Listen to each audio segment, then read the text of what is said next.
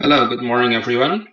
Welcome to our Board of Directors meeting, which this time is being held in a lovely place in Bali, Indonesia. I hope you all enjoy, as this island is not only interesting as a place where we can relax for the meantime, but also, I can say, strategically critical to the near future of our airline. As you have been aware of, this meeting will mainly talk about the 2016 to 2021 Virgin's strategic plan. It covers the determination of the two most prioritized strategic options. One strategy is for corporate level, the Virgin Australia, and the other one is on the business level. This time is for our budget airline, the Tiger Air Australia. My presentation will be delivered through 7 parts. Part 1, the overview of the analysis. 2, informing specific roles for management and other related stakeholders. Part 3, presenting issues of the implementation. 4, risk assessments. 5, measuring the progress. 6, stakeholders to whom we will communicate the plan. And the last, part 7, asking feedbacks for refinement of the strategies. But before going to the main parts, please allow me to remind you about Virgin's current position, as well as a bit of our history. As you know that our Virgin Australia's current positions are, for example, being the second major player in Australian aviation industry, possessing 21.5% domestic market share and 7.4% international. We also have the history of gaining advantage from the failure of NZ Australia in 2001, grouping and restructuring into one single trading name Virgin Australia in 2011, airline rebranding in 2012 from low-cost carrier to be more premium business class.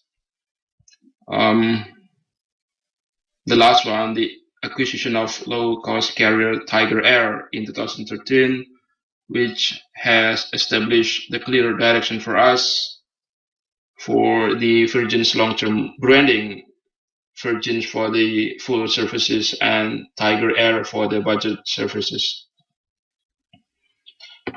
And the last, I'd like to read our current vision and mission statements, which are to revolutionize air travel again, this time across all market segments, and providing a seamless experience across all international and domestic markets while retaining the same excellent service.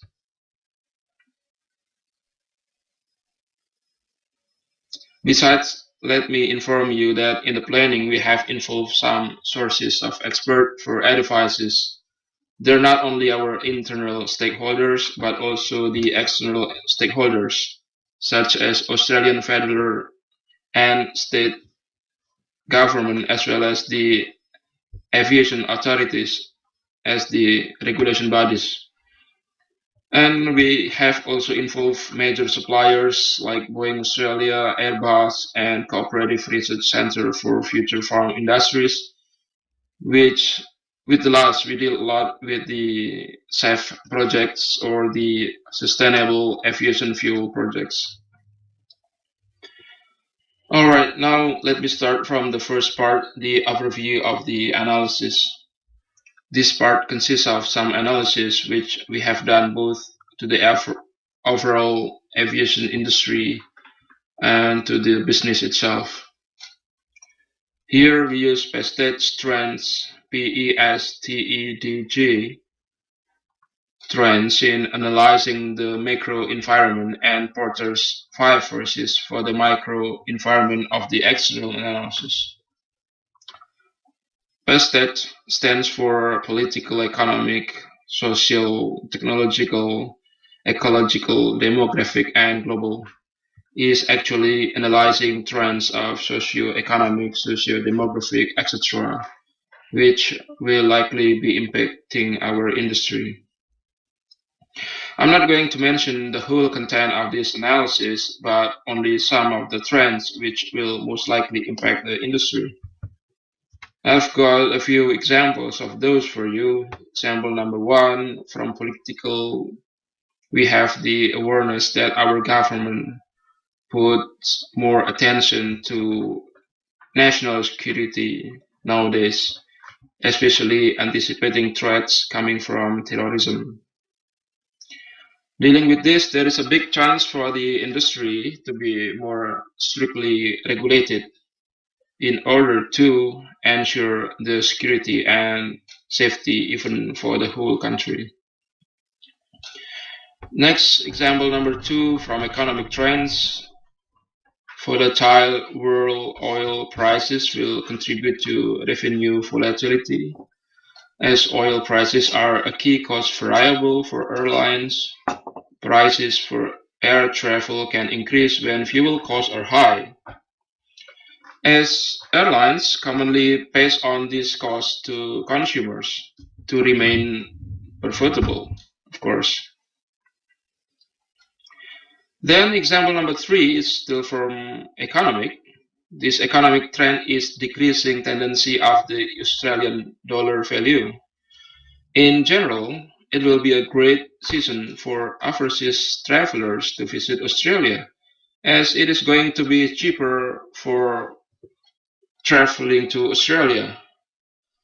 And in our side, there will be a decreasing trend of the Australian travelers to go overseas, except to a few destinations such as, say, Indonesia or Vietnam. The stable low currencies in these two countries have made them stable international destinations for Australians who want to spend holidays outside the country. As you know that one Australian dollar is equivalent to 9 to 10,000 Indonesian rupiah, and even much more in Vietnam, it's around 17 to 18,000 in Vietnamese dong for just one Australian dollar. This can give us a little bit close future prediction for how the industry should drive to adapt. For example, to determine which region will keep growing while other routes will be declining. All right, now we go on to example number four, coming from socio-cultural trend, which is the traveling culture of Australians. This is not considered new trend actually. However, we in the airline industry must always be very sensitive in observing this particular culture. Data has shown the evidence that three countries, New Zealand, Indonesia, and United States of America, have been most favorite destinations for Australians for decades. This fact about our tourist destination should be one of the anticipated factors for the industry.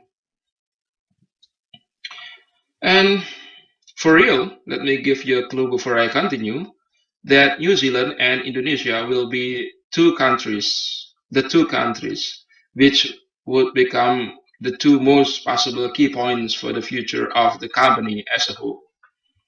Believe it or not, New Zealand is the keyword for the upcoming number one corporate strategy, and Indonesia is the most prioritized strategic option at the business level, which is for the Tiger Air putting some efforts looking at the current opportunities available over there. You may guess, but I will explain that in details in the second session after the coffee break. So ladies and gentlemen, please be very patient for the meantime. We're gonna talk about New Zealand and Indonesia much more after the coffee break. Okay, continuing the analysis, this is example number 5 of the macro analysis of pay stage. We also need to bear in mind about the aging population in Australia. Longer life expectancy up to more than 90 years will cause some consequences, of course. First, for instance, more old people will stay in the workforce, and at the same time, smaller number of young Australians available for the labor. More aged people who will be around in the future will automatically change not only the figure of our airline staff, but also the Australian passengers as well. However, looking at this trend, there is another interesting side of the situation where bigger amount of funds has been predicted will be available as the aging population in Australia will be becoming richer and richer due to the accumulation of wealth during their lifetimes. Hoping the best for their health and physical fitness, they will be our staffs as well as our potential customers in the future.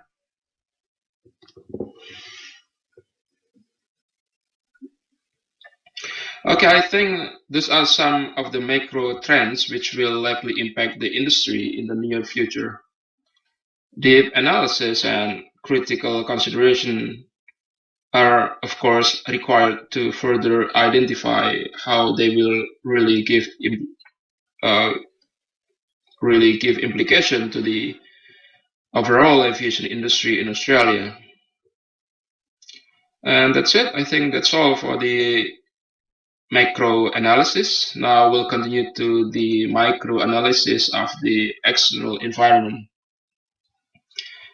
Ladies and gentlemen, firstly, we need to remember that the main key success factors in airline industry in general are first, links with travel agents and other suppliers. Second, optimum aircraft capacity utilization. Third, having an integrated operation.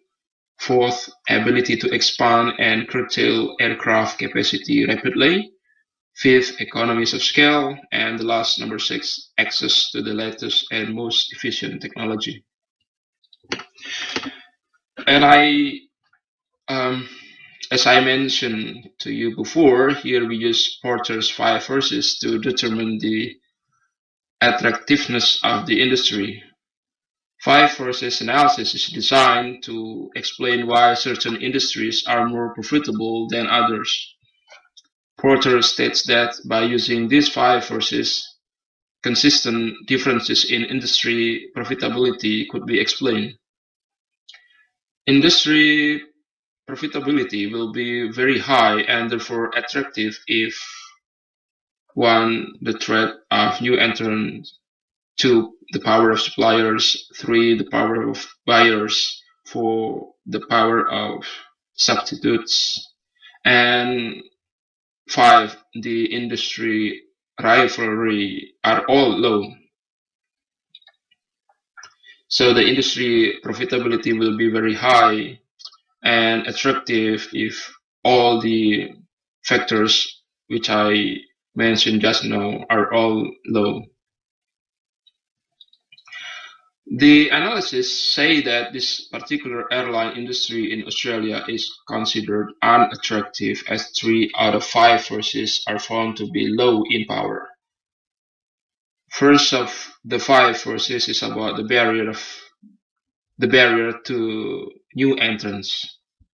Regarding the threat of new entrants, the industry has been considered low or exhibiting high barriers to new entrants, mainly because of the fact that new players will need huge investment, especially in infrastructure and in setting up the whole airline company.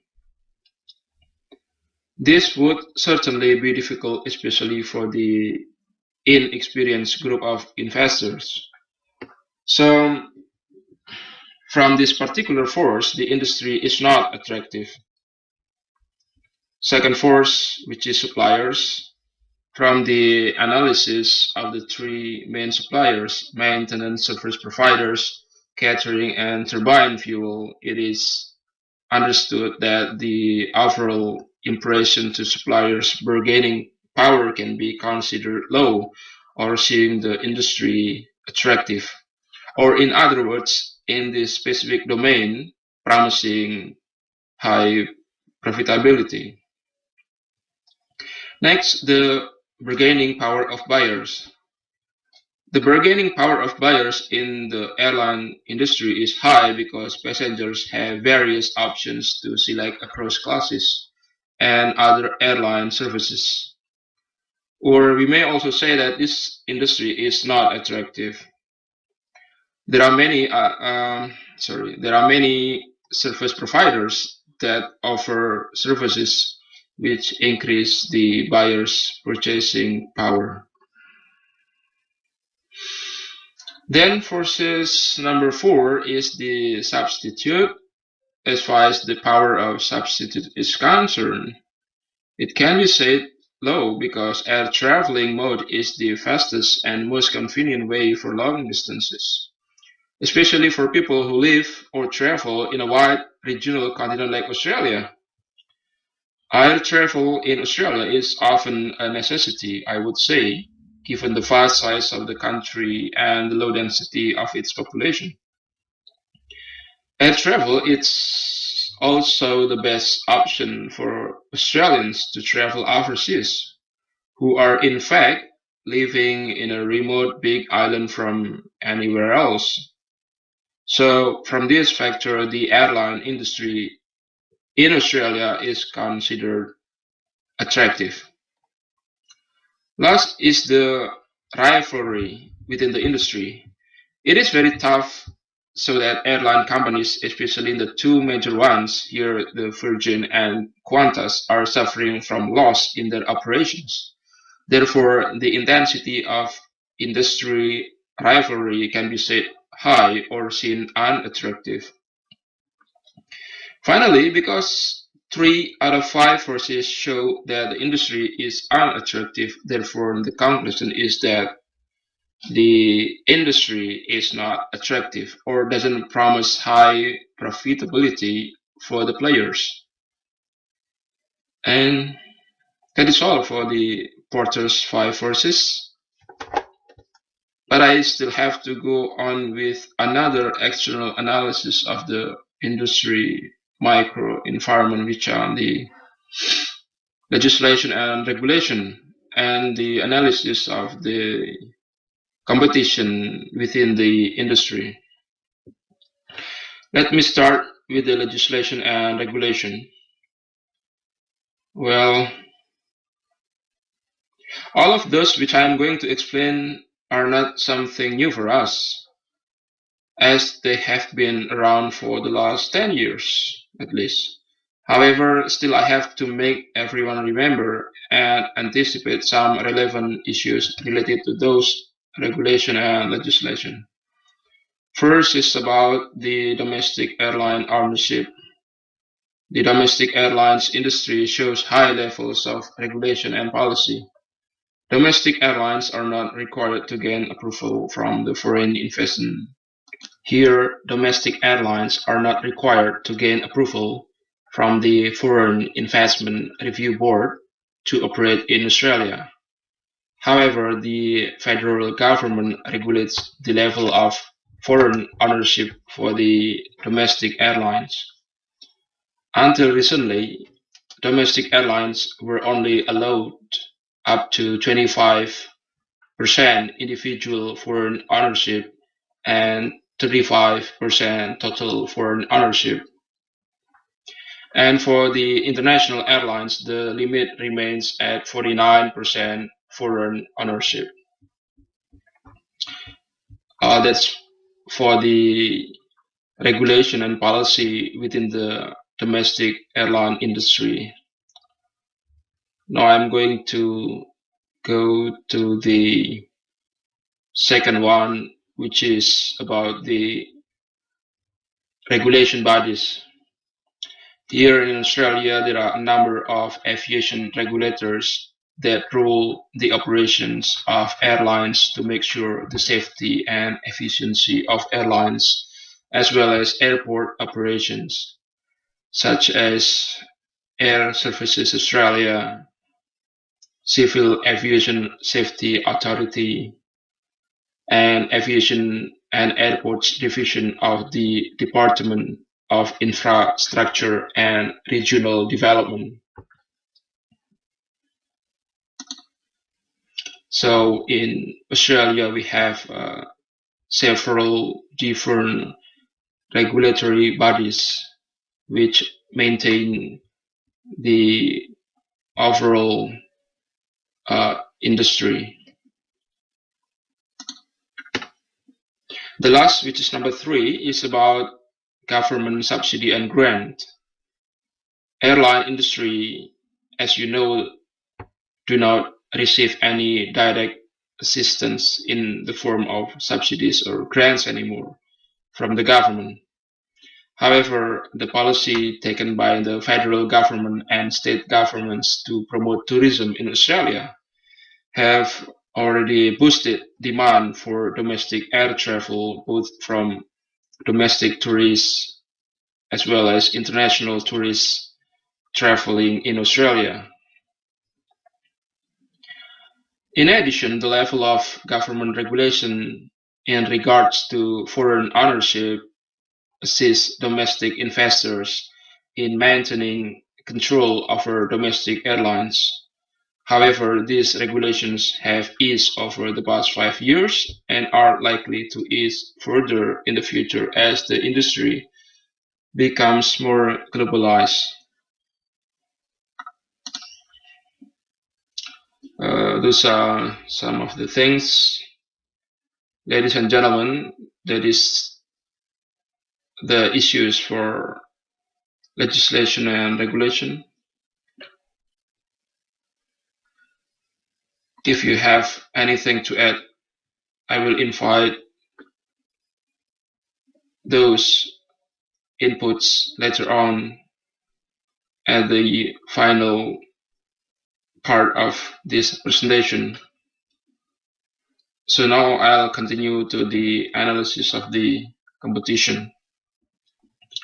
For the competition analysis, we firstly consider that number 1, Qantas is still the strongest player in the competition.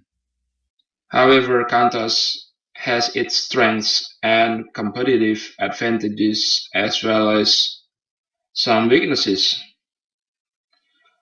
Here, some of their strengths are having the largest market share, 60.3% in the industry, getting feedback from the government, being the founding member of One World Alliance, strong alliances and network worldwide, working on 3 different brands which play in all core segments, Qantas itself, Jetstar for budget, and QantasLink. Operating without union interventions, this is legislation.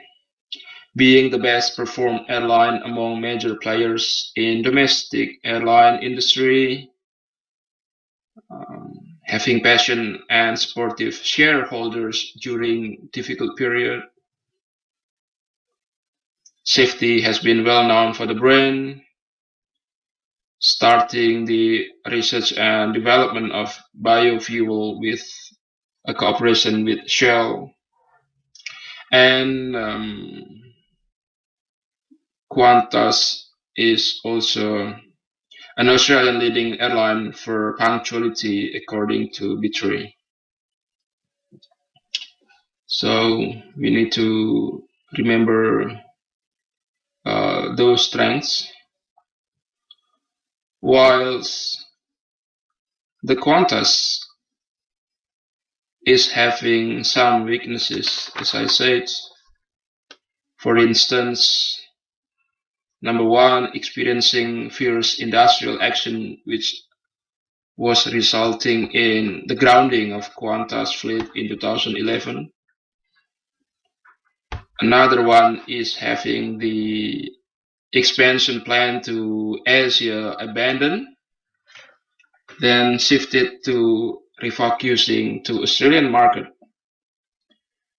where within the Australian market, Virgin challenged for a war in competition offer 2013 to 2014, especially resulting in a very significant loss for Qantas.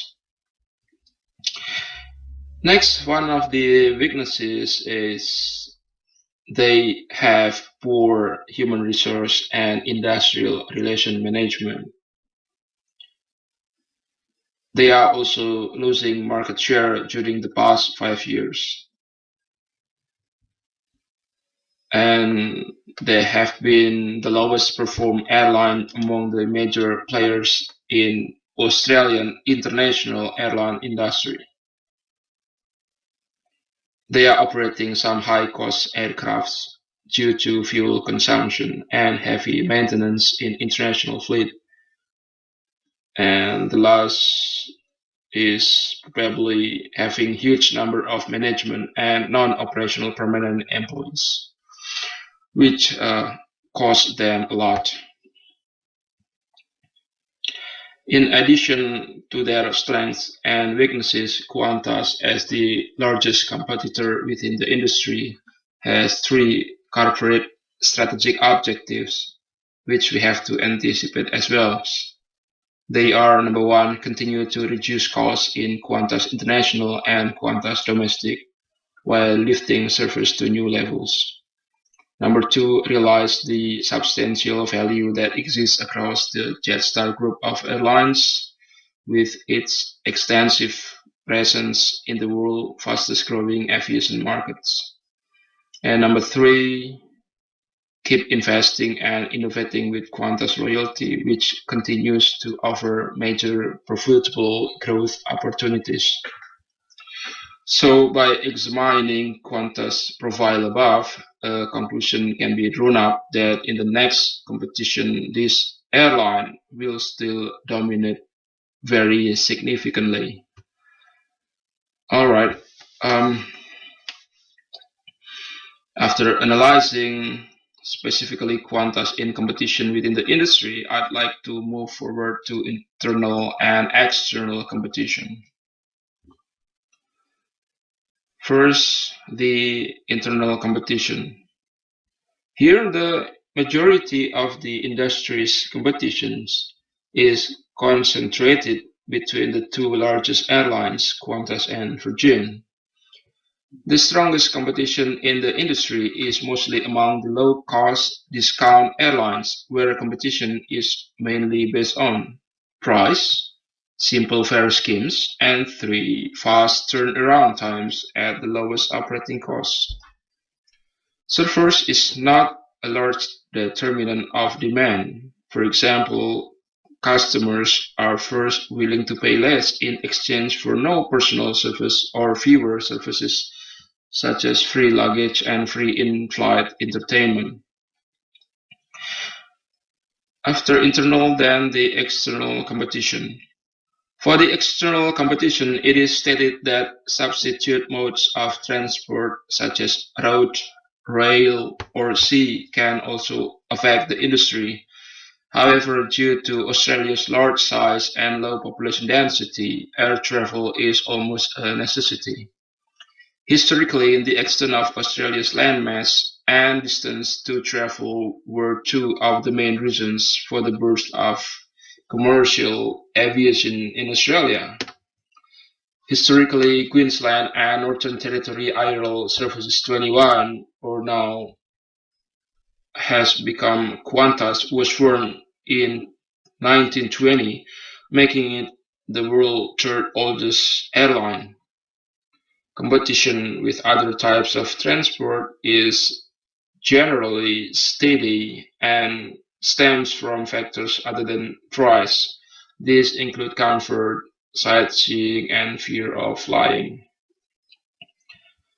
Ladies and gentlemen, That is the end of the competition analysis. Let's now move to the other micro environment, which is the customer analysis. Here, movements in air transport demand usually correlate with demand for travel across the country for both business and leisure. Demand for air transport also correlates with demand for the movement of time-sensitive freight. So at this point, we basically talk about products and services segmentation. We know that airlines provide services for individual businesses and logistic companies, while the majority of revenue is earned from sales of airline tickets for scheduled air transport. Revenue also comes from the transfer of time-sensitive freight via air haulage. Passengers from domestic airlines can be either Australian leisure or business travelers, or international tourists flying across the country.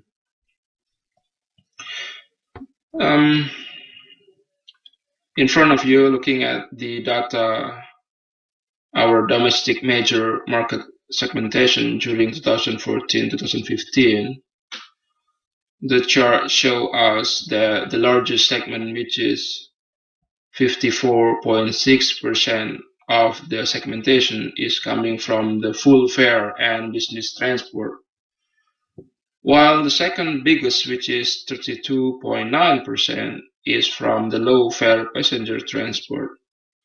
Meanwhile, freight contribute only 7.2%, and another 5.3% is from category of others. Another pie chart shows that domestic leisure travelers dominate as many as 51.5% of the segmentation, while the second largest is the domestic business travelers, 28.4%, and the international travelers only contribute 12.9%. Logistic companies only give 7.2%. Therefore, thinking about our company, especially the domestic one, full fare business passengers and business leisure travelers should be the priorities.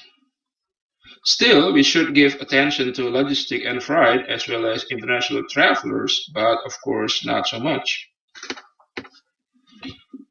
I think we have reached the final part of the external analysis.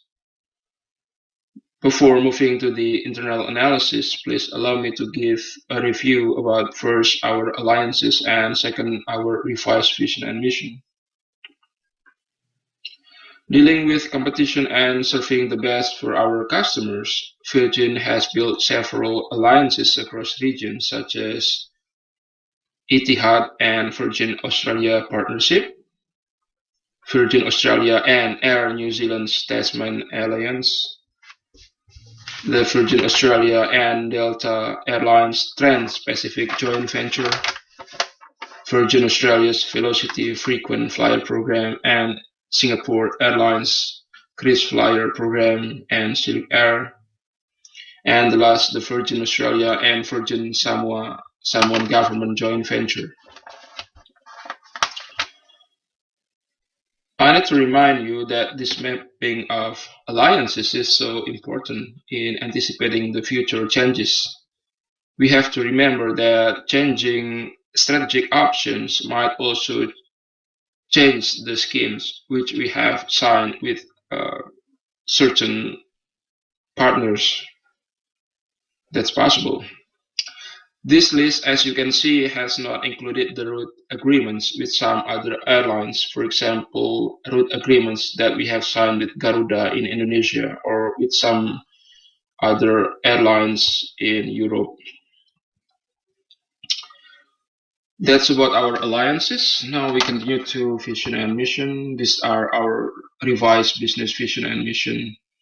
As you can see that the revised Virgin Australia's vision is to be the most high achieving and sustainable Australia's air transportation devoted for passengers and freight across all market segments, an employer of choice for highly skilled, environmentally caring, and customer-focused staffs. While the revised mission statement is delivering a long-term sustainable Australian business with social and environmental responsibility through providing a seamless experience for all international and domestic passengers and freight clients, while retaining the same excellent services of latest wide-body aircrafts and other innovative supports operated by our most valuable pilots, flight attendants, technicians, ground staffs, and office administrators. Well, my honorable board of directors, still we have a chance to improve this.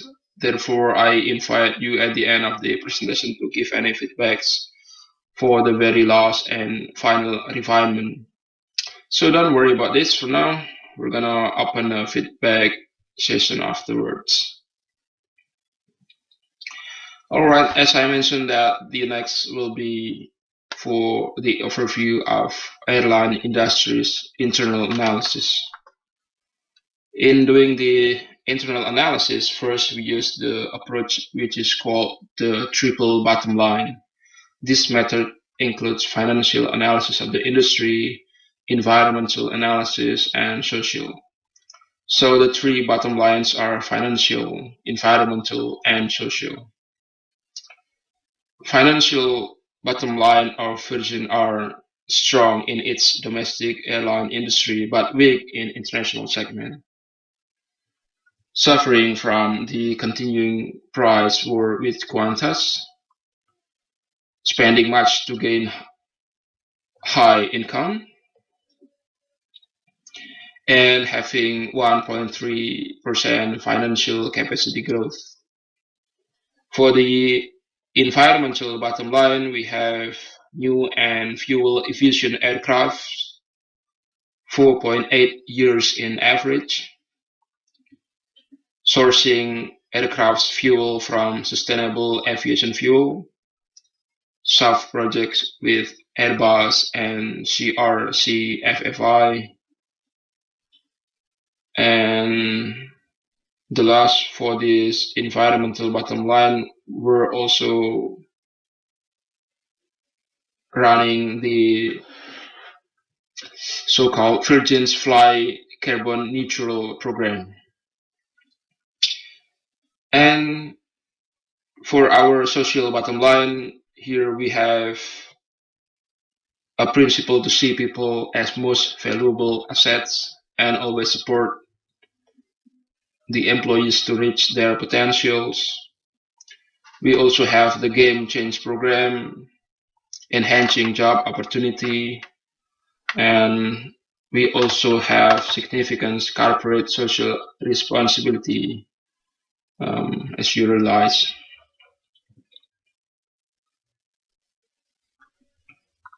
Well, next will be our SWOT analysis.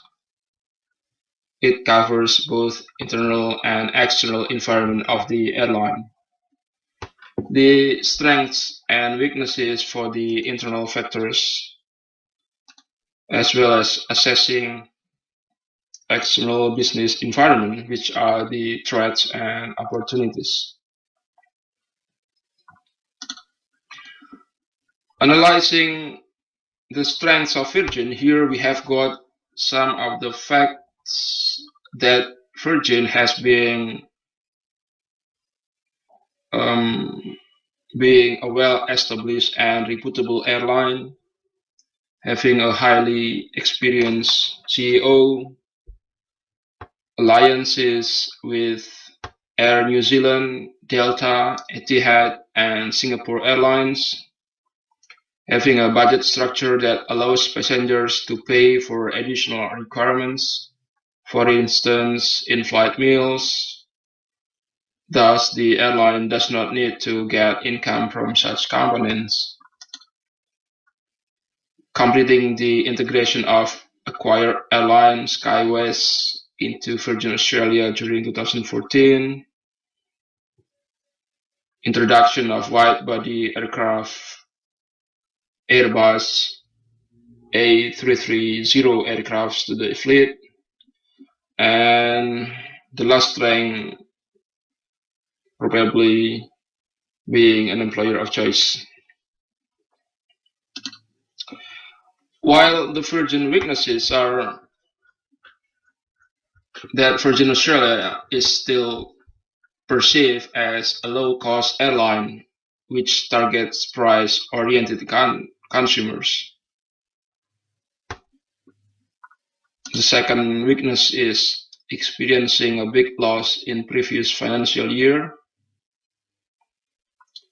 low price of shares, as you've been aware, still in process of transforming Tiger Air's reputation to become a trusted budget airline within the company. Transforming Tiger reputation is something very important that must be done currently, because in our strategic plan, Tiger will play very important role in increasing the profitability of the company. And the last weakness is some strategic route withdrawals during 2014 due to the declining demand in some markets. It is very unfortunate, but we have to adapt with some changes, of course.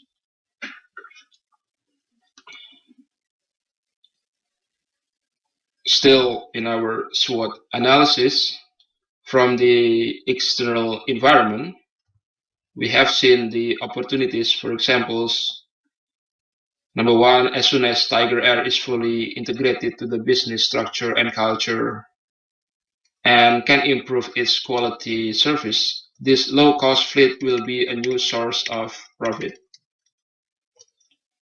Number two, increasing demand of Australian tourism from and to Asian countries. Number three, fuel-efficient aircraft and renewable jet fuel technology, and the fact that operating within an industry with high entry costs that restrict possible new competitors. While from the analysis of threats, for instance, we find that there will be continuously tough competition from Qantas, turbine fuel costs continue to rise, the future growth of Qantas and its market share, as well as its durability due to its successful strategies, and the never-ending and massive news about global tourism on media and possible volcanoes eruption, which may disturb airline routes in the future.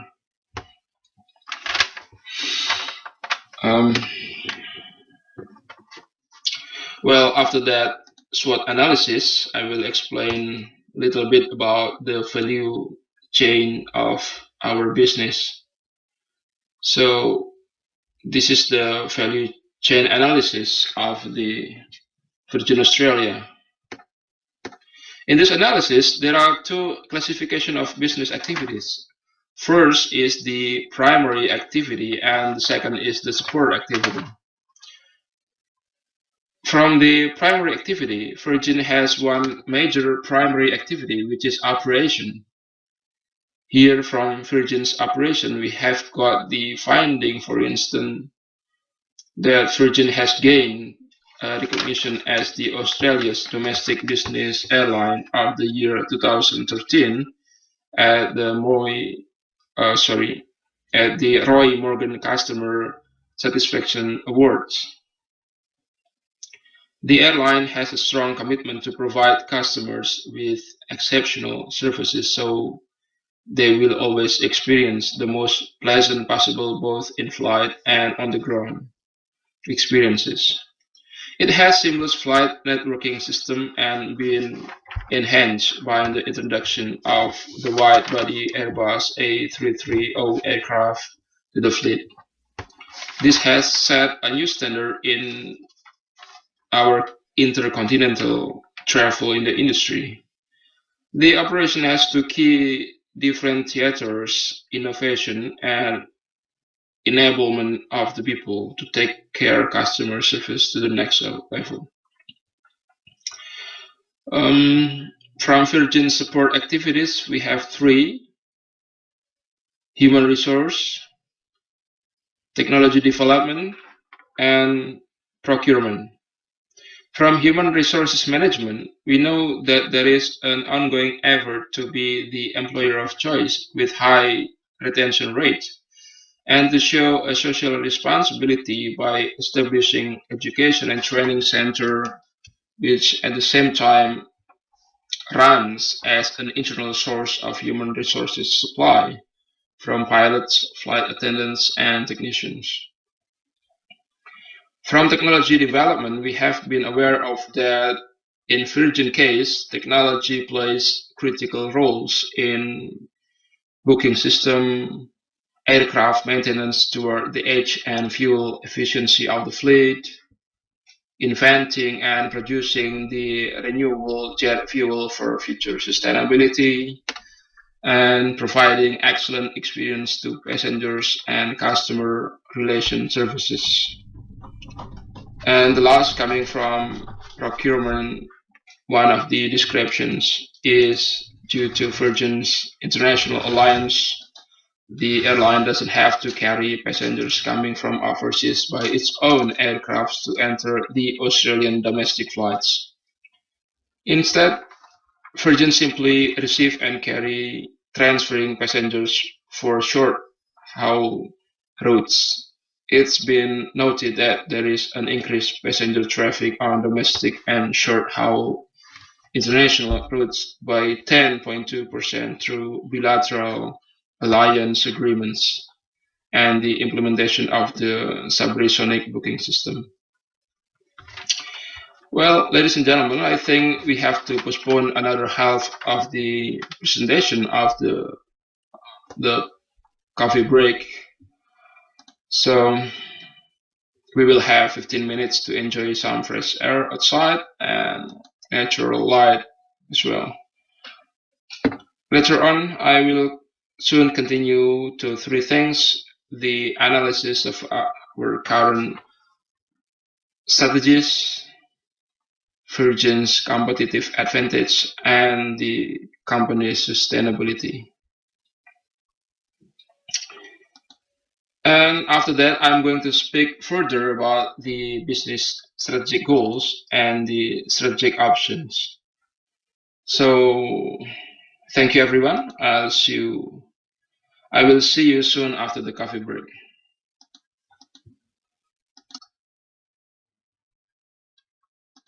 Hello, welcome back. Thank you for showing the spirit. There are some curious faces, if I could say. Well, as I mentioned before the break, I will go a step further to explain the analysis of the current strategies. And this time I will focus only to our acquisition to SkyWest and the low-cost Tiger Air. From the SkyWest acquisition, we realized that change can be very expensive to implement.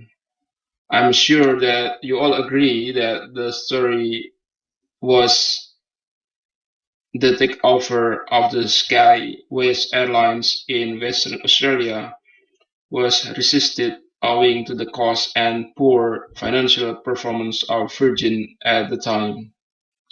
In addition, Virgin acquired a number of older Fokker aircraft that increased its average fleet age and need to be rebuilt with costly painting and signage. However, the long-term benefits of expanding operation will add to Virgin's profitability. And we have passed this, and we're gonna continue to Tiger Air. And from Tiger Air acquisition, Tiger Air Australia recorded an EBIT loss of minus 8.6 million Australian dollars from 17 October 2014 to 30 June 2015. Despite of that, on a standalone basis, it recorded an improvement of 42.7 million Australian dollars on the prior corresponding period. The business achieved significant progress in driving incremental revenue growth and delivering cost synergies, with approximately $7 million in benefit achieved as a result of the completion of the group's full acquisition of Tiger Air Australia. In addition, it has been observed that during the 2015 financial year, Tiger Air Australia's average load factors improved by 1.8 percentage points to 86.1%, on capacity growth of 9.6%.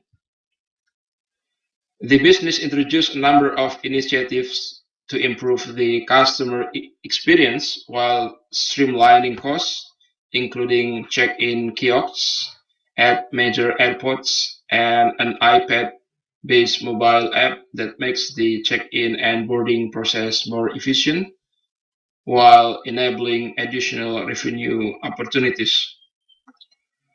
The most current external survey results show customers were 75% satisfied overall with their Tiger Air Australia experience, up 11 percentage points since October 2014.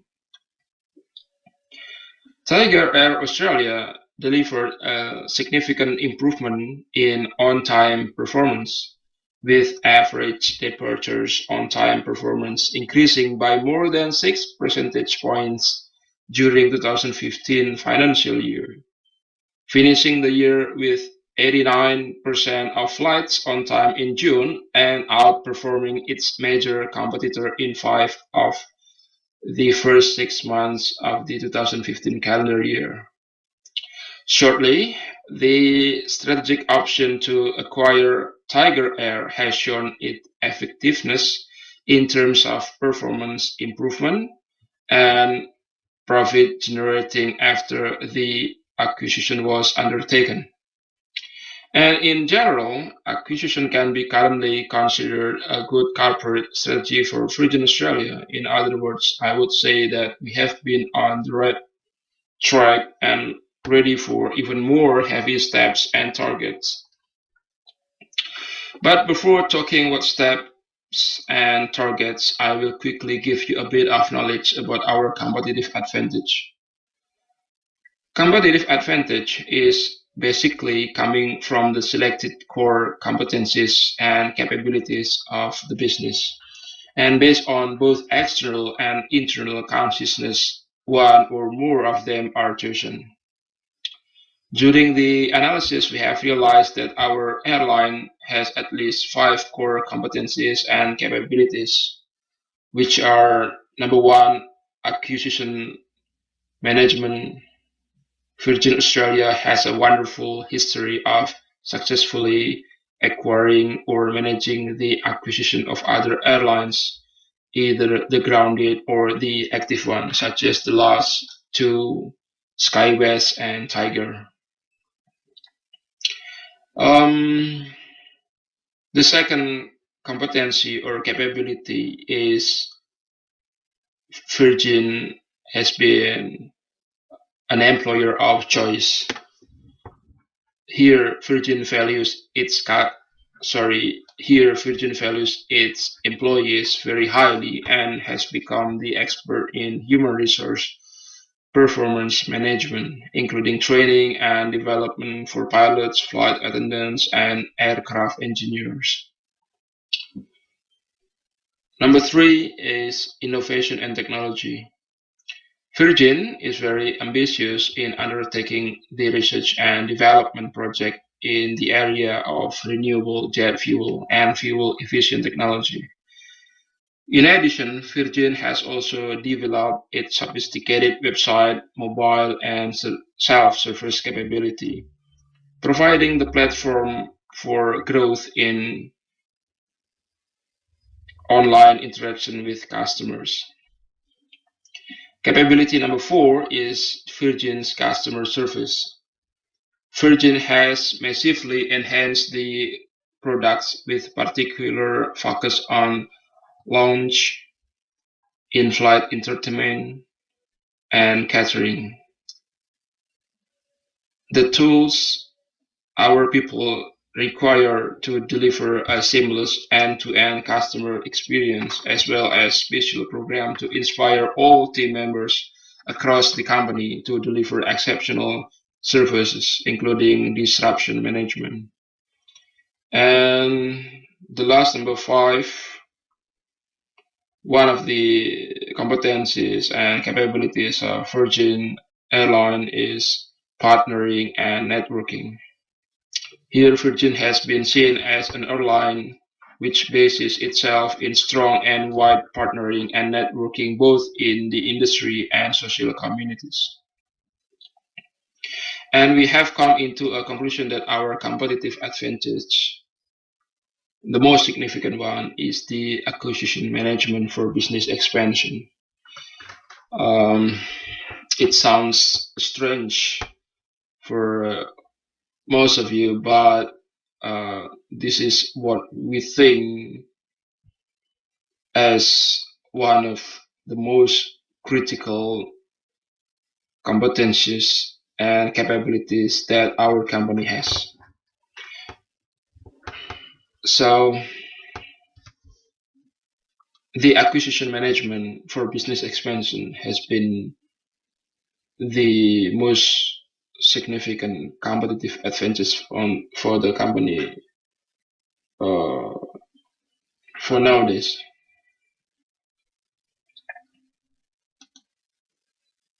As long as other four core competencies and capabilities stay in place and keep strong, acquisition management will be best applied to expand the business.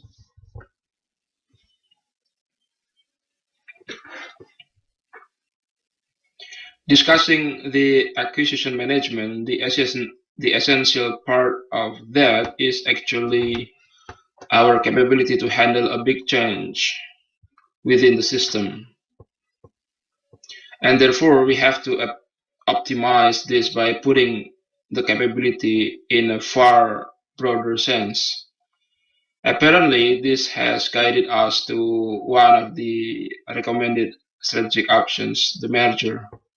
I know some of you will get very surprised, but that's probably the best thing we can do to sustain long-termly, as long as we are able to grow and make profits.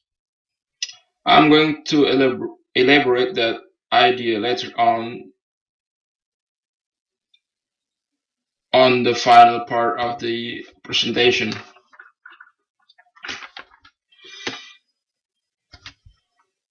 Okay. Related to growth and profits, we recommend three keys to our business sustainability, which are: number one, company's financial health; number two, continuous development of the renewable jet fuel and fuel efficient technology; and number three is keeping the airline as an employer of choice and maintain the aviation courses as a good supply source of human resources and expertise. The following explanation will be our 5-year strategic goals, 2016-2021.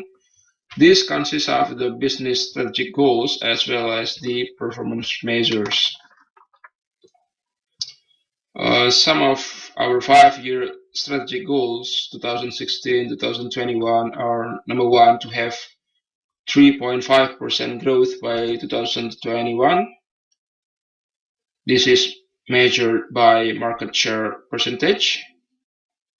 And number two is to gain 0% loss started the next financial year of 2016, will be measured by profit margin.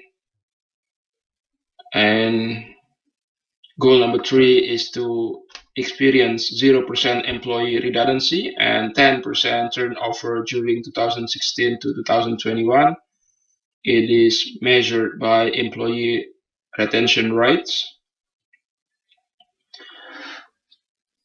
Goal number four, to source 5% of the aircraft fuel from the renewable jet fuel and operate fuel-efficient aircraft up to 80% of the fleet by 2020. It will be measured by the percentage of aircraft fuel consumption purchased and delivered from Virgin's refinement facility, and the number of fleet which require built-in or modified fuel-efficient technology over financial year 2020. Goal number five is to reach 30% of the revenue from corporate and government segment by 2018. It is measured by the operating revenue. Goal number six is to increase passenger traffic on domestic and short-haul international routes by 12% by 2017 through partnering and networking. It will be measured by passenger load factor, or PLF. And the last goal number 7, is to provide exceptional customer service during 2016 to 2021. It will be mostly measured by customer feedback or complaints and customer satisfaction rates. Next, we have to move on to strategic options. In this section, several strategic options are considered for Virgin Australia. The strategic options are categorized into the corporate level strategies and the business level strategies. Corporate level strategy is about how and where a company grows and competes, while business level strategy is primarily concerned with how business units of a company compete within specific markets. For corporate level, we previously had altogether 4 strategic groups, which include 2 strategies within each. I will explain them one by one below. Strategy group number 1 is diversification.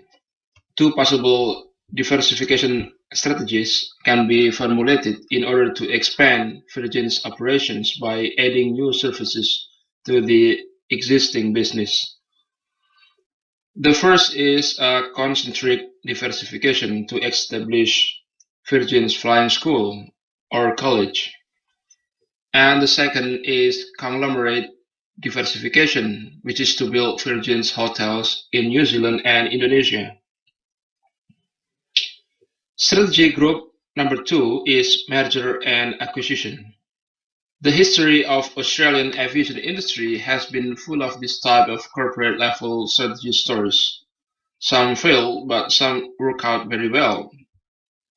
Government policies on open skies and airline company ownership have made it even far more possible for airline companies to choose this kind of particular strategy. And for the particular acquisition strategy itself, which is acquiring small airlines, that there is a possible chance to have larger market share by doing some more acquisitions. Virgin, in this case, has sufficient experience and therefore, depending on the situation, will still prefer this option. However, As I have mentioned to you that one of our chosen strategies is merger. And this time I will let you know that the big plan is merging with Air New Zealand. The logic for this is that there is always a possibility in merging two medium-sized airlines like Virgin Australia with Air New Zealand. One reason is that Air New Zealand, as a strong neighboring country airline, has historically owned Ansett, a former second major Australian airline. From 1996, 50%, to the year 2000, became 100%. Very unfortunately, due to a significant downturn in Ansett's performance, which led to unsustainable levels of loss, Ansett then collapsed in 2001. However, the chance for a merger is still high as Air New Zealand has so far been the 25.9% shareholder for Virgin Australia. The passion of Air New Zealand to acquire the second largest Australian airline is still obvious. Even the next scheme surely will not be expected as what happened to Ansett.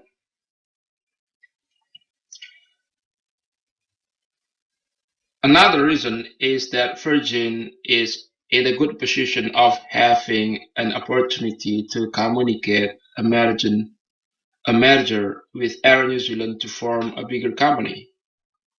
Virgin itself is not experiencing a trouble as what happened to Ansett just before the merger or the total acquisition by the Air New Zealand. The new company that we will form with Air New Zealand will likely be much stronger in competition both domestically and internationally, especially towards the giant competitor Qantas. So those are some of the things that uh, we have come up with for all of you to consider, for all of you to discuss, to explore, and give inputs, feedbacks to agree on one particular strategy that we're gonna really choose for the next 5 years. And for this special part of we will return to have far deeper discussion on the matter. Well, for the meantime, let me continue with the explanation about other strategic options.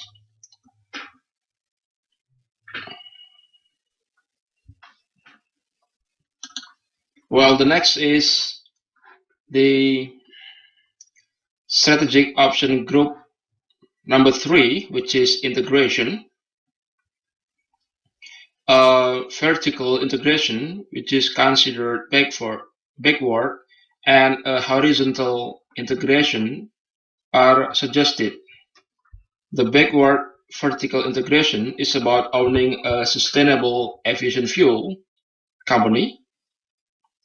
As the further progress of the small-scale experiment program, which has been being run in the cooperation with Airbus and a research company.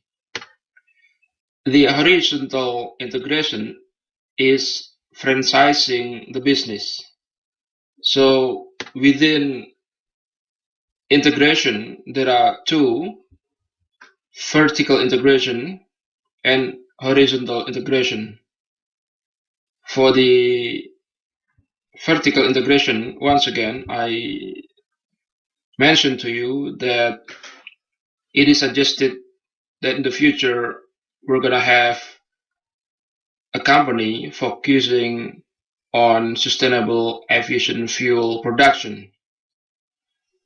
And for the horizontal integration is franchising the business, franchising the brand of Virgin overseas. Then we continue to corporate level strategic option group.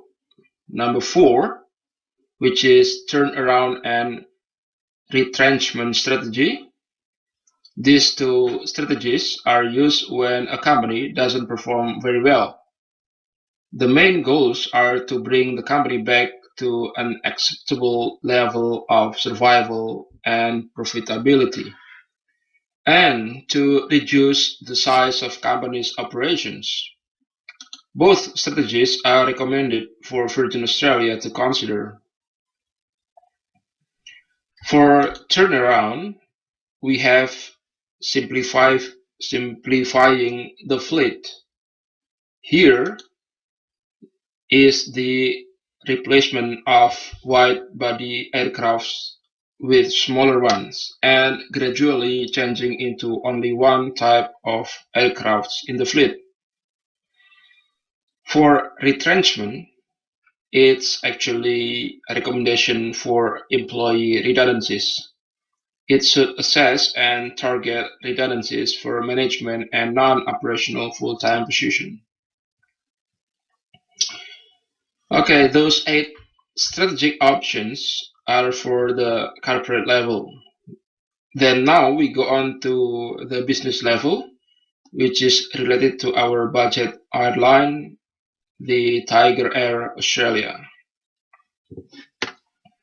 Business level strategies will mostly focus on empowering Tiger Air Australia as the company's low-cost airline in the competition both domestically and internationally.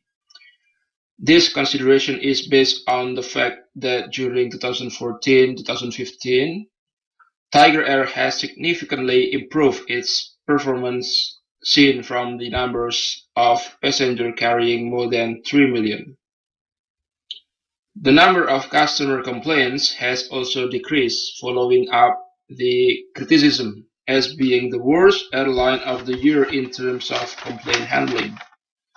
Therefore, Virgin, which currently wants to change its image from budget to more premium class airline, has already got a strategic option for its low-cost service, the Tiger.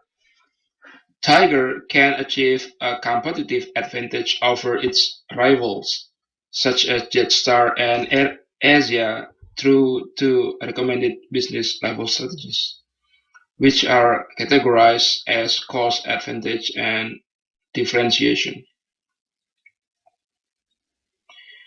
Okay, so the first recommended business level strategy is establishing Tiger Air Indonesia by a joint venture, meaning that it is on this first strategic option, we are recommended to establish a new company in Indonesia, just like what AirAsia did several years ago, and they have been working out very well on the market. So the explanation is that the steady economic growth and low labor costs have made Indonesia a good country where Virgin can think to start a new home base for its low-cost market expansion in Southeast Asian region.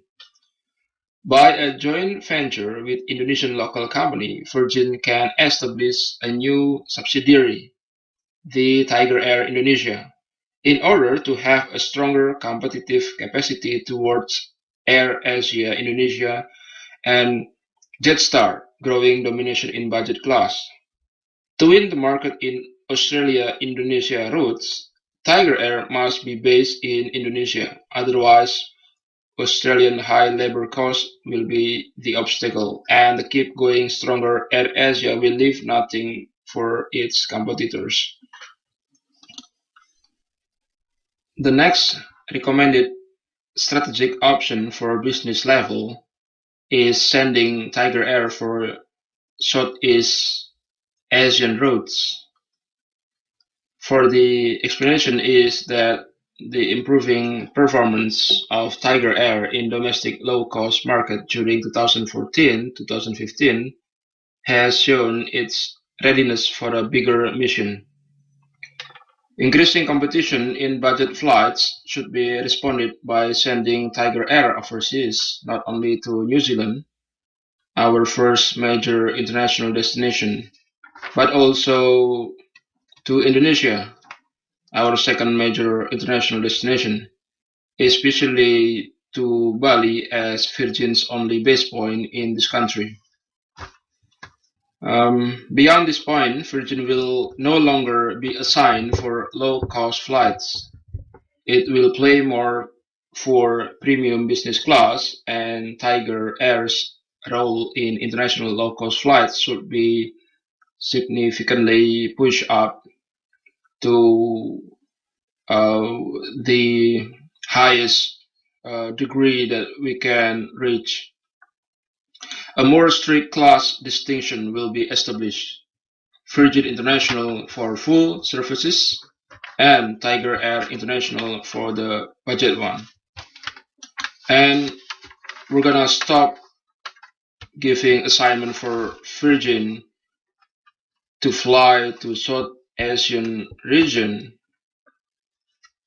but more we will assign Tiger Air to do that job, to dominate Virgin's market share in Southeast Asian regions, as we're gonna focus Virgin to handle and to compete within Australia, New Zealand, and other routes. So we're gonna try this one particular strategy and see if it's gonna work out very well or not. So this time, in this occasion, I would like to invite everyone later on in the question, answer, and discussion session to work on this issue.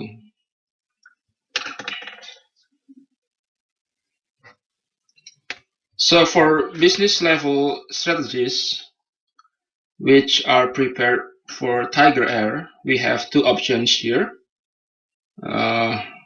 Either establishing Tiger Air Indonesia by a joint venture, or establishing Tiger Air International for overseas routes. Especially here, we want to assign Tiger Air International for South Asian routes, and will take over the Bali's Virgin base permanently. Then altogether, from corporate level and business level, now we have 10 strategies, which are 4 options from corporate level and another 2 from business level. So these are all recommendations. After the determination of the options, the next process, we evaluate every single of them by analyzing their suitability, acceptability, and their feasibility. We rate it, the option, high, medium, or low. If we rate the option high, means it values 5 points, medium 3 points, and low rating worth only 1 point. This is the way we evaluate every options that have been recommended, both for the corporate level strategies and the business level strategies. I will not have time to present all of them one by one, but instead I will only give examples which focus on the strategies chosen for the recommendation. For the corporate level strategy, which is chosen is the merging with Air New Zealand. Okay. Here, let me give you a description of how we rate the option, how we rate the strategy. Okay, the rated corporate level strategy here is the merging with Air New Zealand. We rated the suitability high because the strength of both companies, Virgin and Air New Zealand, will become a giant superpower which likely will defeat Qantas. This extraordinary step is suitable with the company's long-term sustainability. Qantas is a government backup airline, and Air New Zealand has the same thing. Taking advantage of Air New Zealand's power and stability as a permanent reinforcement will be a wonderful idea.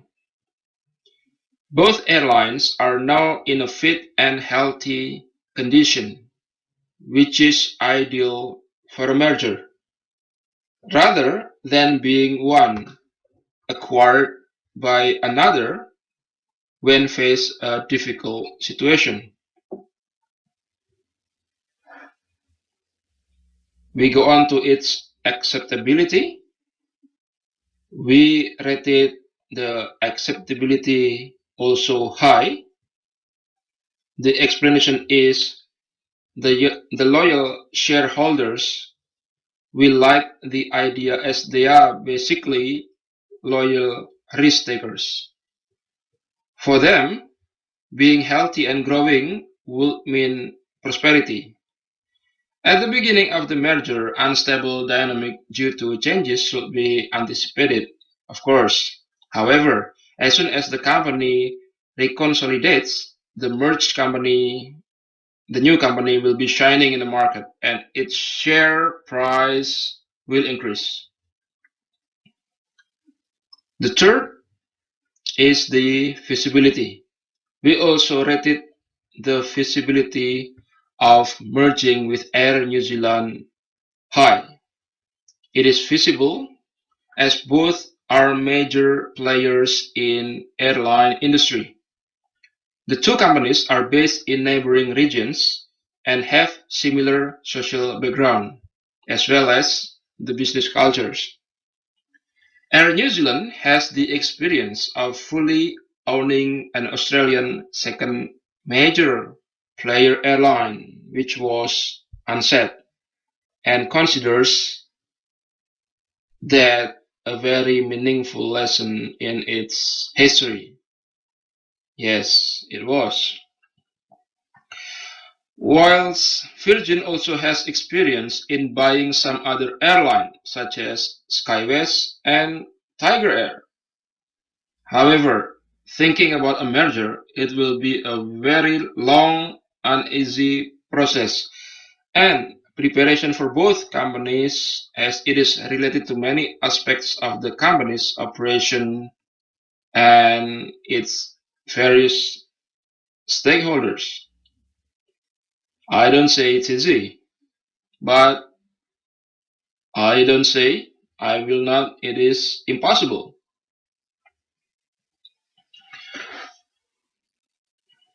This particular strategy defeats its competing option, which is acquiring small airlines, as it is inferior in the rating.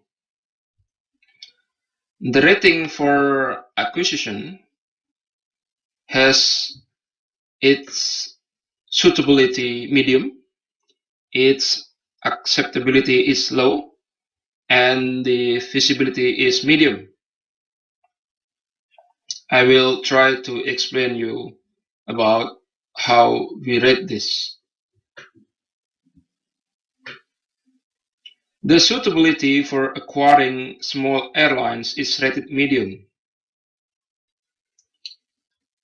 As the remain domestic market share, 18.2%, is played by some small airlines which somehow may grow rapidly, as well as what happened to Virgin several years ago.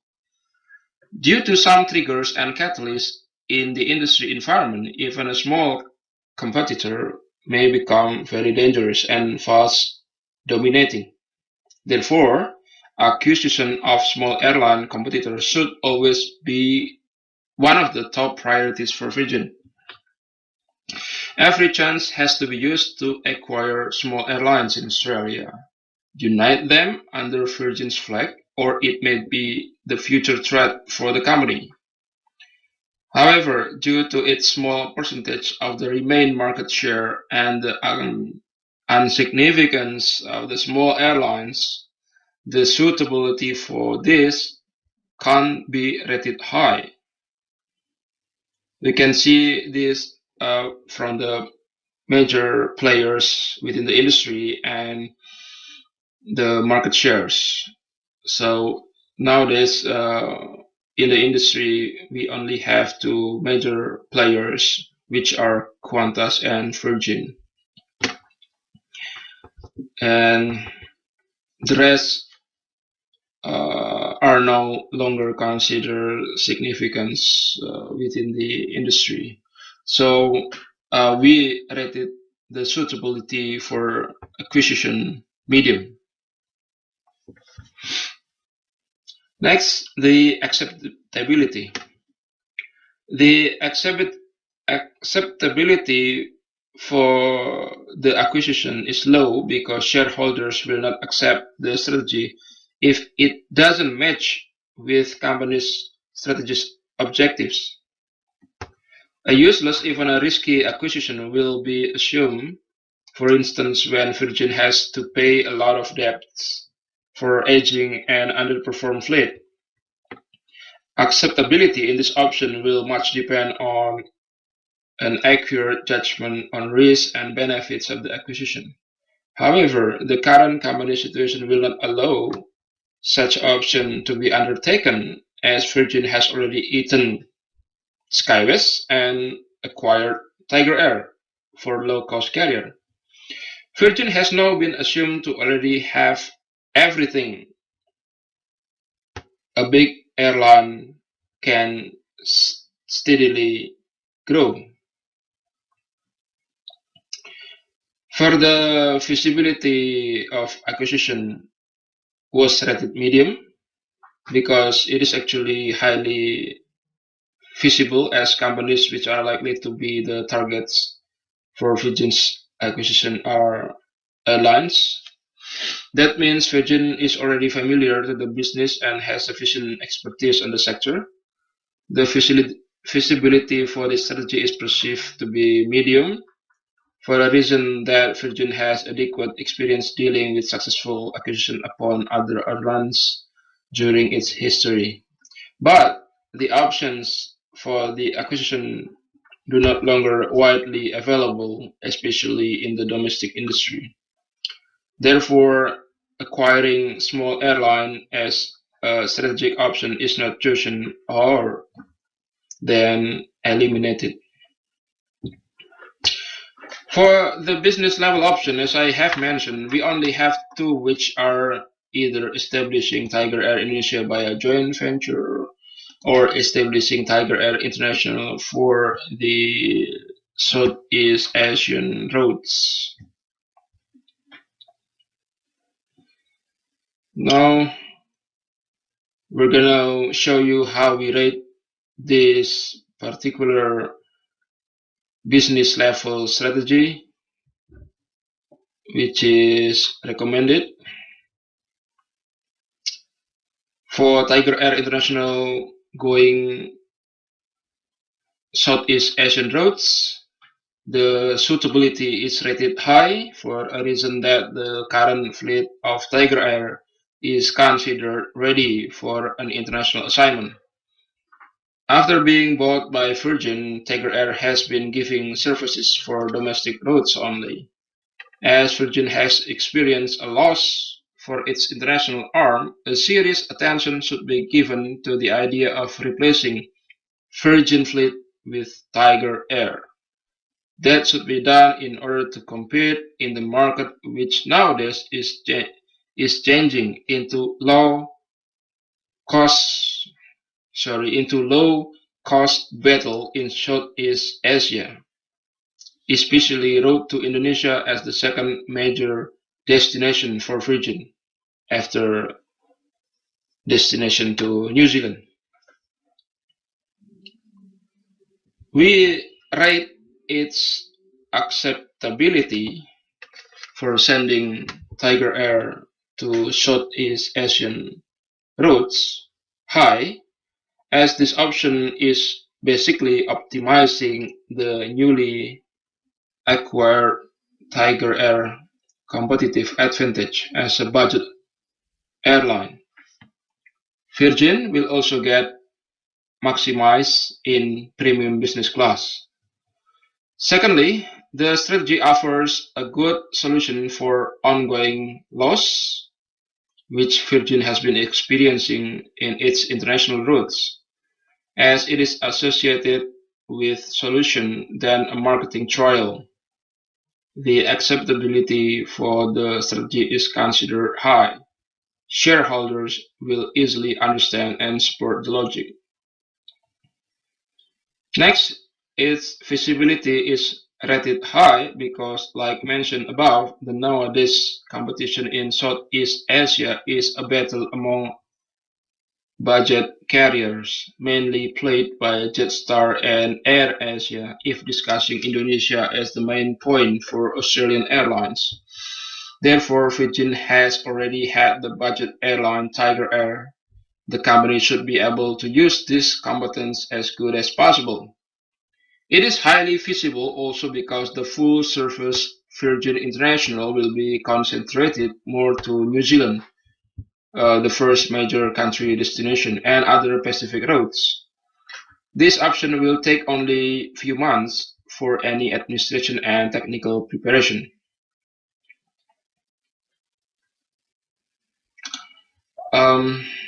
That's how we rated the first business level options, which is sending Tiger Air for international routes in Southeast Asian regions. The next is how we rated the other business level options, which is establishing Tiger Air Indonesia, a new company by a joint venture. Its suitability is rated high, as this can be said a huge step for Virgin to dominate low-cost market in Southeast Asia by strengthening own network routes. It is supportive to the company's further growth. If this is successful, then Jetstar can be easily defeated and remain AirAsia as the only major competitor, specifically in Indonesian region and South Asia in general. The strategy will give more penetration to the market, both international market for Tiger Air International and Tiger Air Indonesia domestic. Having these two weapons will assist Virgin with a possible future option for Virgin, which is concentrating Virgin international routes by both airlines or choosing to use only Tiger Air Indonesia, Tiger Air Australia for low-cost domestic only. This particular strategic option will also provide the company with a flexibility to respond possible changing environment of the industry. We go on the acceptability. We rated medium for the acceptability to form a joint venture company, Tiger Air Indonesia, before Virgin can recover itself from loss suffering. Shareholders will not like this option. This is a kind of further step if the low-cost penetration to Southeast Asia through Indonesia, specifically Bali, is successful. The option contains many financial risks of starting a new business. So we rated the acceptability medium. And the last one, the feasibility, is considered low because despite of the very promising opportunity, the option will need expensive investment for the group. A joint venture means that the group should be ready to own 50% of the new Tiger Air Indonesia. The current balance sheet, share price, and the struggle in the never-ending war with Qantas do not seem allow Virgin to take such a big step. Company normalization and stability in making small profit is now the priority. In analyzing the suitability, acceptability, and feasibility, we assess and rate in number. We rate it either high, medium, or low. High values 5 points, medium 3 points, and low worth only 1 point. Then we add up the points from the 3 criteria to make the total score. Compare the score against the competing option within the same category and decide which is chosen and which is eliminated, not chosen. The option with more points is chosen for the due diligence step. In the table, as you can see in front of you, the 2 options within a category compete each other in scores. Options with higher scores are chosen, while options with lower scores are eliminated, not chosen. The chosen options go to the next evaluation step, which is the due diligence. I repeat, the chosen options go to the next evaluation step, which is the due diligence.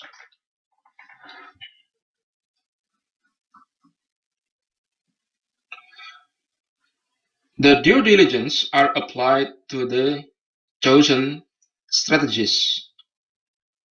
There are 4 chosen strategies for the corporate level and 1 for the business level. By using cost and benefit analysis, the due diligence is meant to once again refine the strategies as well as anticipate any possible costs and benefits. So these are the strategic options which went through the due diligence process. From corporate level, we have option 1, 2, 3, and 4, and option 5 is for the business level. As you can see, that strategic option 1, concentric diversification, is opening Virgin Flying College. Strategic option number 2 is the merging with Air New Zealand. Strategic option number 3 is the backward vertical integration, which is establishing the sustainable aviation fuel and engine modification business. Strategic option number 4, the turnaround, is right-sizing the fleet. And the last, for business level, strategic option number 5 is Tiger Air International for Southeast Asian routes. And here it is the summary table of the due diligence for the chosen strategies. There you can observe that strategic option number 1 scores 19 for the benefits and 21 for the costs. It means more costs by 2 points than benefits. Therefore, the option of opening an aviation school is not recommended.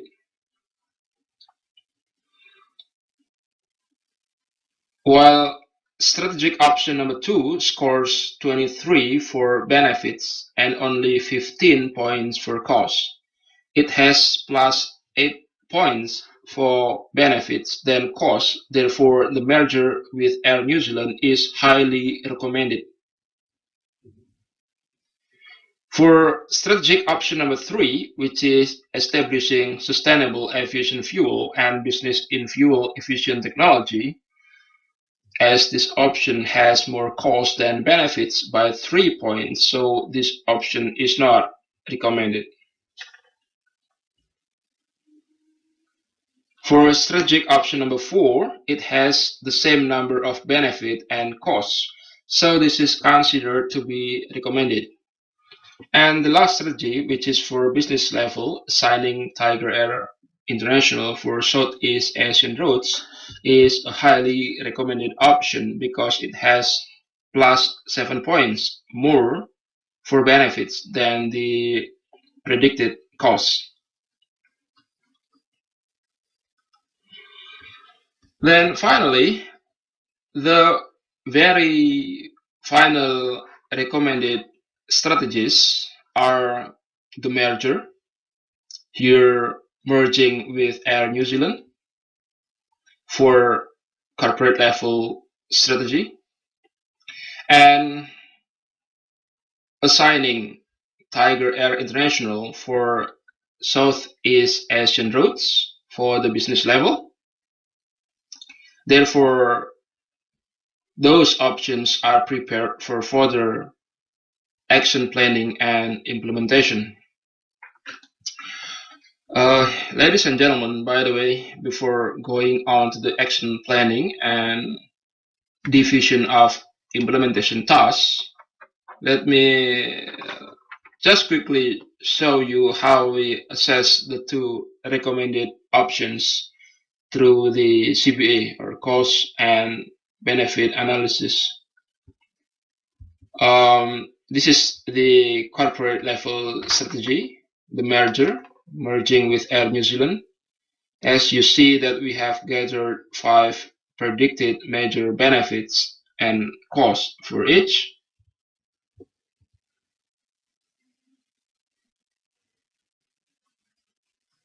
Yes, that's it. And the next one, this is the business level strategy. Tiger Air International replacing Virgin International for Southeast Asian routes. The same thing, we have 5 for each as the predicted major benefits and costs. That is the way we rate. And we have the total underneath. That is how we compare and decide the very last recommendation for strategy. Well, in addition, we would like to inform you that the 2 strategic options, one for corporate and another one for business level, are put in a priority sequence in the action planning. And this is done also based on the CBA. Which scores more is prioritized. Again, which option which score more is prioritized. From the CBA, we have the basis to decide that the priority number one is the business level strategy, which is Tiger Air International for the Southeast Asian routes. And priority number two is the corporate level, which is merging with Air New Zealand.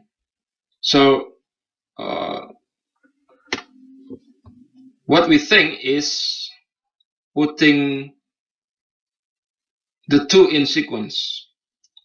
We try to prioritize based on the CBA, so it will not impact to the company negatively, because we try to anticipate which one is the most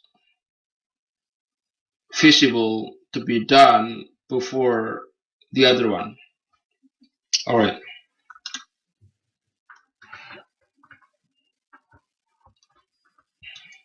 And according to the action plan that we have prepared, here are the division of tasks during the implementation. We start from the strategic option priority one, which is on the business level, sending Tiger Air International for the Southeast Asian routes. For the Tiger Air Managing Director, task one is undertaking a feasibility study in October 2015. Task two is revising route cooperation agreements with Alliance Airlines in February 2016. And please note that you need to coordinate this with the marketing director. Task number three, launching the new routes by making a press conference and some promotion activities in March 2016. Note also that you need to coordinate with marketing director and under direct supervision of the CEO. For marketing director, your main task here is probably only one, which is research the market in November 2015. But you also have to anticipate other tasks related with the main assignment of other managers, directors. The next is for the Director of Operation and Engineering. Your main task is writing fleet readiness report and relevant proposal by December 2015. And please note that this should be under direct supervision of CEO. And this is for myself. I have structured task number one, task number two and three, and other tasks is direct supervising some others managers assignments.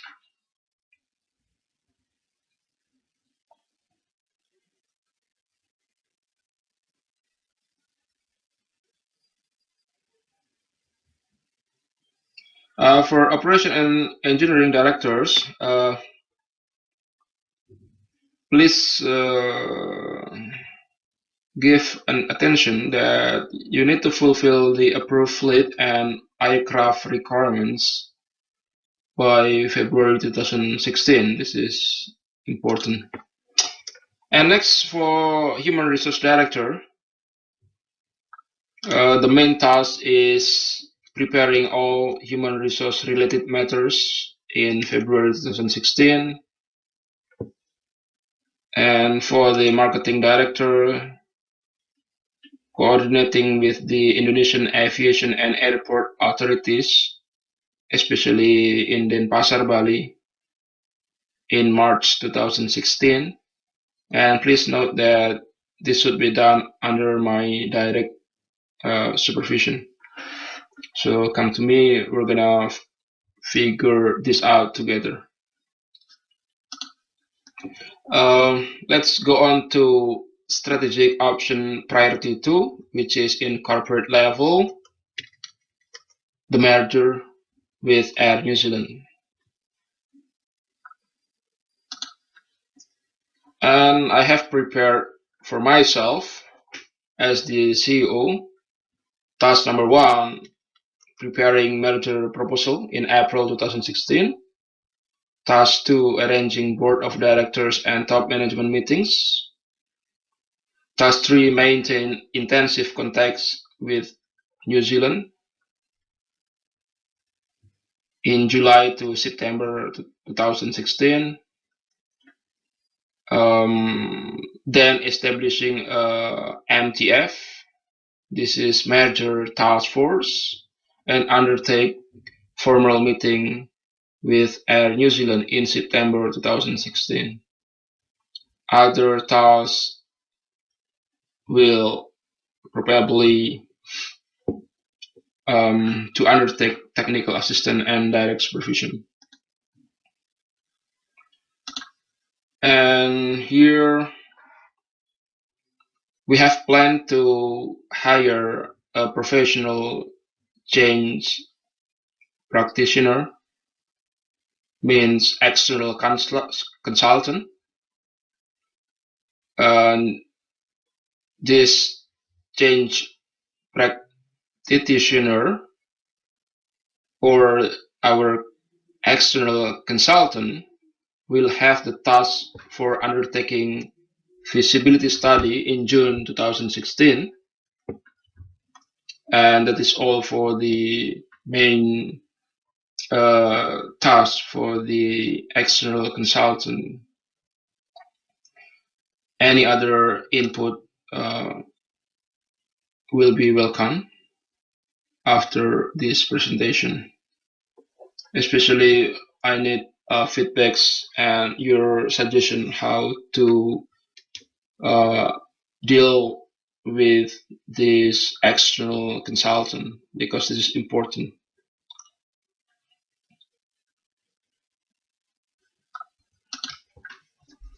The next is the merger task force.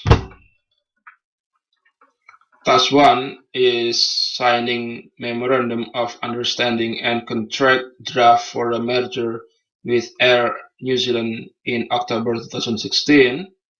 Task 2 is preparing to undertake restructuring of the organization and technological assessment and other facilities in October 2016. Task 3 is forming a joint merger task force (GMT) between Virgin Australia and Air New Zealand in November 2016. Note this must be CEO assisted, direct assisted.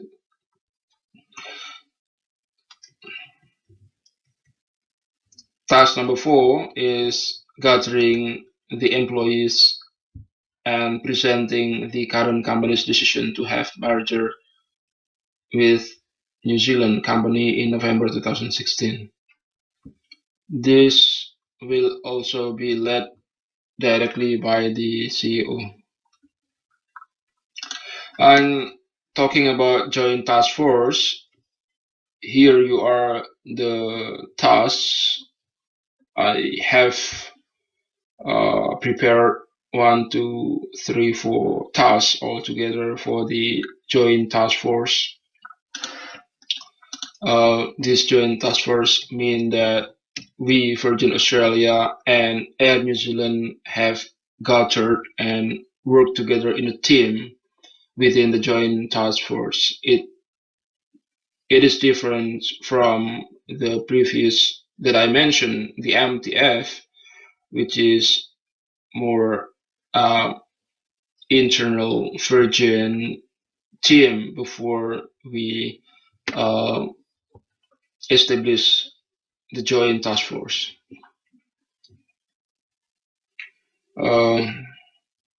So the joint task force is have will have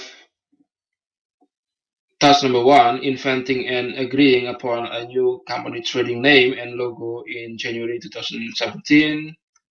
Task two, arranging top management meetings for completing organizational restructuring, forming a new board of directors, and appointing CEO in February 2017. Task number three is rebranding the merged companies and launching the new trading name and press conference in March 2017. We have to note this one, that the new joint board of directors and new CEO will be already appointed by this time, by March 2017.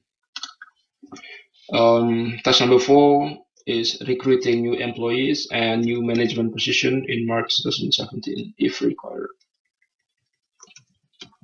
For human resource director, task number one is consulting employee representative and union about possible redundancy and redeployment due to merger in December 2016.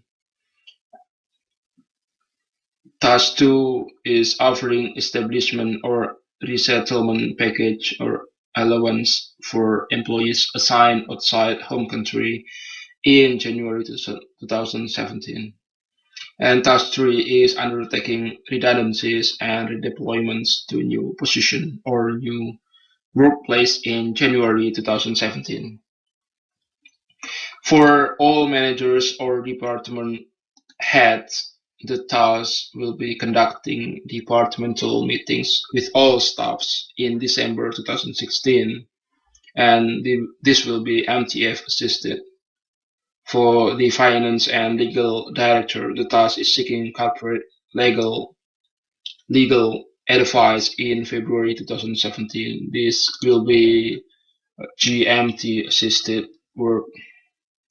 And for the new CEO, task number one is the cancellation of GMT by the board of directors, because the duty will be completed by April 2017.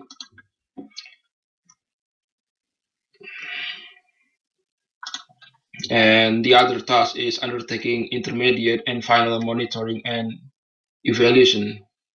This is an ongoing task, and this is also the part of board of directors ongoing task.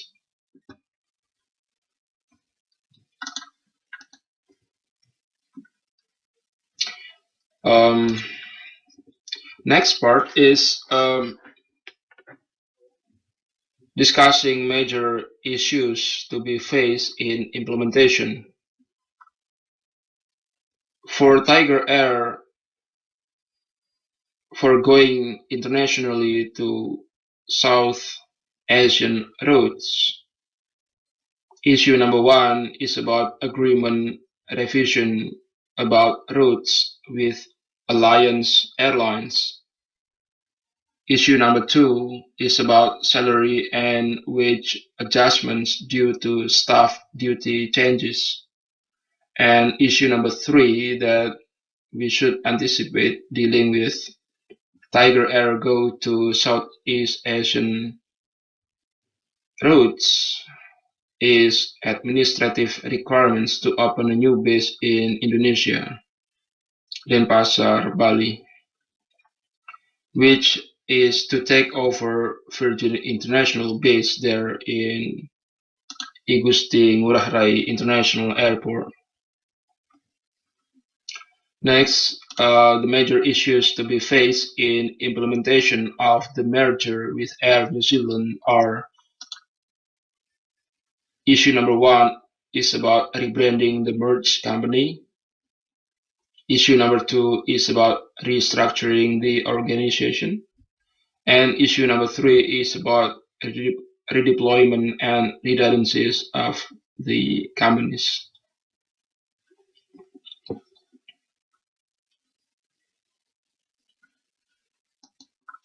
We go on.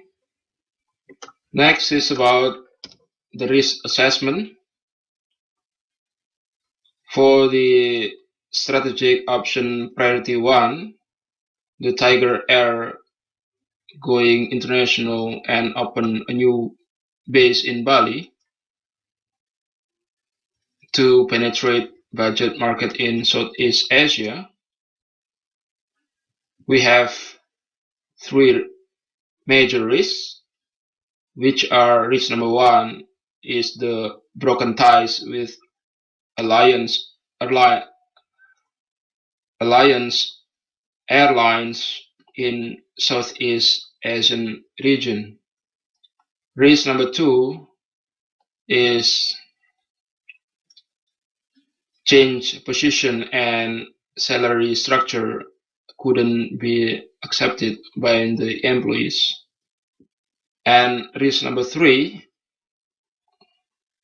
the process to take over Virgin International base run in Bali will take far more time than predicted. And for strategic option priority 2, which is the merger with Air New Zealand, risk number 1 is the unaffordable cost of establishment allowance for the redeployed staffs and families, as the employees have some sort of bargaining position to deal with us about this. And usually union can involve in the process of discussion. For risk number 2 is the possible changes of government policy which negatively impact the merged company. And risk number 3 is restructuring and reorganizing fail due to some reasons. So this failure of the restructuring and reorganizing effort has been anticipated as one of the risks that we might face in the future.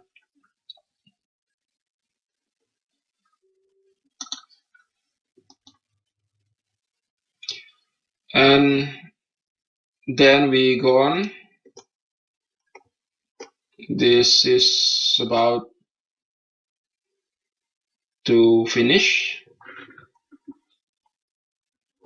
Monitoring and evaluation to measure progress.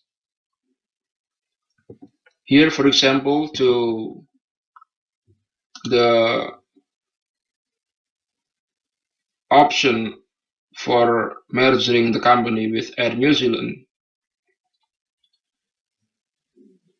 the monitoring and evaluation that we plan are: number 1, for example, new CEO and board of directors duty. For task number 3 is intermediate and final monitoring and evaluation, ongoing duty. The objective is transition monitoring and evaluation report is made and presented every quarter up to May 2018. There is a note here. This is Board of Directors ongoing task.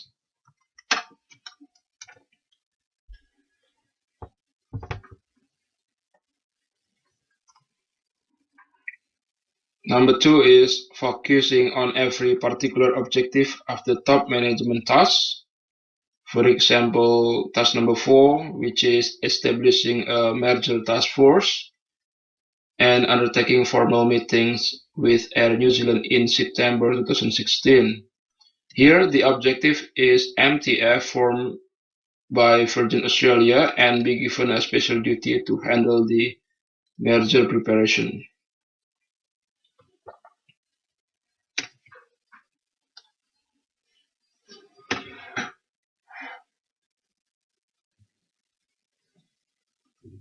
How we monitor and evaluate to measure progress is also by anticipating timelines of the tasks as a framework to create stepping stones for reaching the final goals from previous or prerequisite achievement.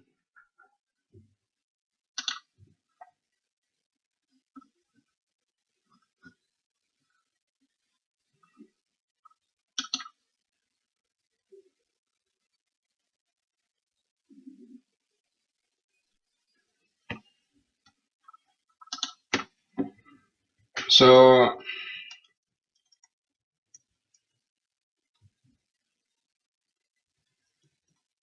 how we monitor and evaluate to measure progress is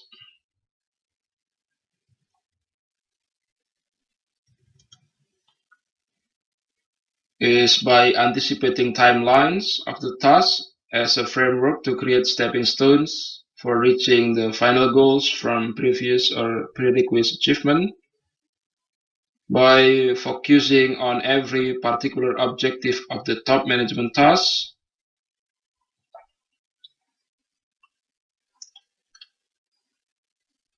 and by establishing the new CEO and board of directors duties.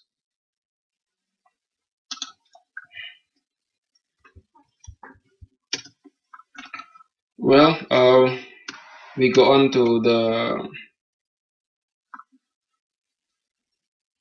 other stakeholders that we will involve in communicating the plans. Other stakeholders that we involve in communicating the plans for feedbacks and refinement are shareholders and investor groups, employees and unions, companies' major suppliers, and governments and regulators. They are some of the external and internal stakeholders that we have and will involve in communicating the plans.